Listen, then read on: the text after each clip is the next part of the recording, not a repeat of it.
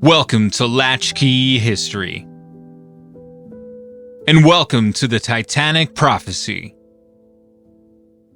To begin this story, let us visualize the ultimate symbol of the industrial age. If we could transport ourselves back to the late 19th century, that symbol would no doubt be a massive ocean liner, one built of sweat and steel. These gigantic machines were widely considered to be the greatest engineering achievements of their time. Let us now imagine a ship that is designed to be practically unsinkable. It features innovative, watertight compartments that can be sealed off instantly from the bridge. It carries the wealthiest people in the world, along with hundreds of immigrants hoping for a new life in a new world. It is an April night in the North Atlantic. The air is cold, bitterly cold, and the sea is dangerously calm. The ship is moving too fast, steaming at 25 knots. Suddenly, out of the darkness, an iceberg appears. The ship strikes it on its starboard side, and the damage is fatal. Due to regulations of the time being woefully outdated, the ship doesn't carry enough lifeboats. The massive vessel goes down in the cold, dark Atlantic, and the loss of life is horrific. If I were to ask you to name this ship, you would probably say the Titanic. Historically, you would be correct, but technically I haven't told you the story of the Titanic yet. Instead, I have told you the plot of a novella titled Futility, a piece written by a struggling American author named Morgan Robertson. And now for the strange part. Robertson published this book in 1898. That, my friends, would be 14 years before the Titanic ever set sail. 14 years before the blueprints for the Titanic were ever finalized. Another eerie similarity? No, of course the ship in Robertson's book wasn't called the Titanic. It was called the Titan. When you begin to compare the fictional Titan of 1898 and the real Titanic of 1912, some similarities go beyond coincidence. Dare say they enter the realm of the impossible. It's the kind of accuracy that makes the hair on the back of your neck stand up.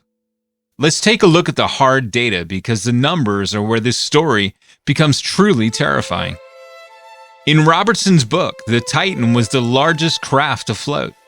He gave it a length of 800 feet. In reality, the Titanic was 882.5 feet. Robertson also wrote that the Titan could reach a speed of 25 knots.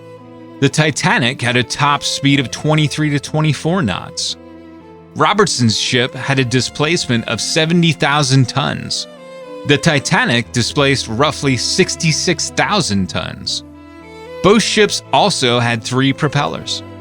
They were both described as unsinkable due to watertight bulkheads. And most chillingly, they both sank in the month of April, in the exact same stretch of the North Atlantic, after striking an iceberg on the starboard side, while traveling at excessive speed. And here is the most uncanny similarity. In his book, Futility, the Titan clearly carried too few lifeboats, just as the Titanic did. However, this is where Robertson wasn't acting as a psychic, but a whistleblower. In both the fiction of 1898 and the reality of 1912, the vast majority of passengers were doomed long before the ships even left the dock. Robertson knew the maritime laws of the time. He knew that the British Board of Trade regulations for lifeboats was based on cubic tonnage, not the number of passengers. These laws were written in 1894 for vessels that were a fraction of the size of modern steamships of the time. Over the years, Robertson saw companies building bigger and bigger ships without updating the safety protocols. He realized that if the industry continued on its current path, a ship the size of his fictional Titan would legally be allowed to sail. So he penned Futility, not to predict the future, but to try and prevent it. But as we have outlined where the stories align, we also have to acknowledge where the stories diverge. The reality of the Titanic was a slow, agonizing drama that lasted 2 hours and 40 minutes. The lights stayed on, the band played, and there was a prolonged period of ensuing heroism and chaos. In Robertson's book, the sinking was brutal and swift. The fictional Titan doesn't just glance off an iceberg. Instead, it runs down a smaller sailing vessel, cutting it in half. The night after, it then hits the iceberg and slides onto the ice shelf. The ship then rapidly topples over and sinks almost immediately. Furthermore, the protagonist of the book, a man named John Rowland, has a much stranger time than anyone on the Titanic. Rowland is a disgraced former naval officer working as a deckhand on the Titan. After the ship sinks, he survives by climbing onto the iceberg itself.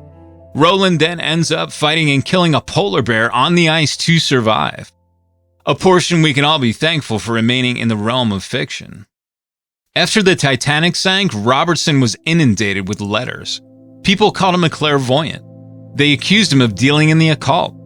He died just 3 years after the Titanic went down, and he went to his grave insisting he had no supernatural powers.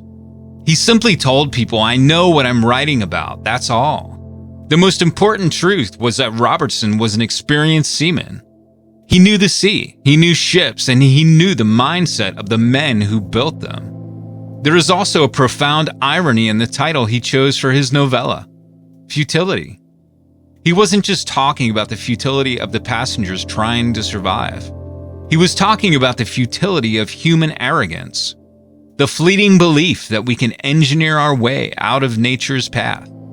The 19th and early 20th centuries were an era of immense hubris.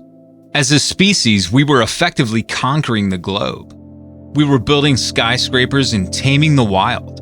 The Titanic and the Titan before it represented the pinnacle of that shared confidence. When we study the Titanic today, we often get lost in the romance of it. The grand staircase, the violins, and the Strausses staying together in their cabin. But we should also remember Robertson's Titan. It still stands as a dark foretelling of the Titanic's ultimate fate.